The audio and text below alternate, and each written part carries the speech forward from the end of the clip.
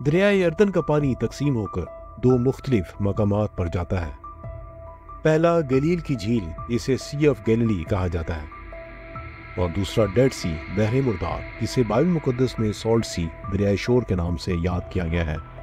گلیل کی جھیل اپنی بے شمار نباتات اور آبی حیاتیات کی وجہ سے ہری بھری اور زندگی سے بھرپور نظر آتی ہے، مگر بحر مردار اس قدر نمکین ہے کہ اس کے پانی میں کسی بھی قسم کی زندگی کا افزائش پانا تقریباً نہ ہونے کے برابر ہے۔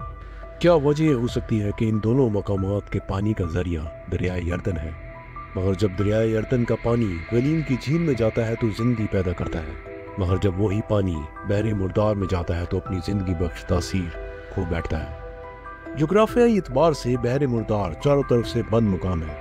دریائے اردن سے پانی آنے کا راستہ تو ہے، مگر بحر مردار سے پانی کے نکاس کا کوئی دوسرا راستہ نہیں۔ مگر دوسری طرف گلیل کی جھیل سے بہت سی چھوٹی چھوٹی ندیاں نکلتی ہیں، اور اس جھیل کا پانی آس پاس کے گاؤں بلکہ کئی چھوٹے چھوٹے شہروں تک زندگی پہنچاتا ہے۔